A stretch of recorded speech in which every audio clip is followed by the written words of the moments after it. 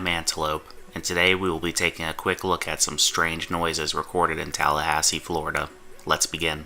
In this video recorded on 2011 in Tallahassee, Florida, we see a family whose evening was disrupted by a strange and ominous roar-like noise coming from the sky. According to the filmmaker, the sound lasted for roughly 20 minutes. Strangely, near the end of the video we see a flash of what appears to be lightning, and then suddenly the sound stops. The family who witnessed the event contacted the authorities, who told them they were unsure of what it was at the moment, and they had received calls from other alarmed residents in the area. At a later point, the police then stated the noise was caused by a plane flying overhead. The initial theories were that this was a tornado, which, having been in one myself, I can say the sound is quite similar. But why would it stop suddenly and seemingly timed with a bolt of lightning?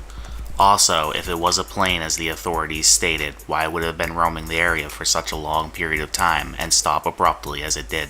Could this be another case of people hearing seemingly paranormal sounds coming from the sky, or is the cause grounded much closer to reality? Let me know what you think.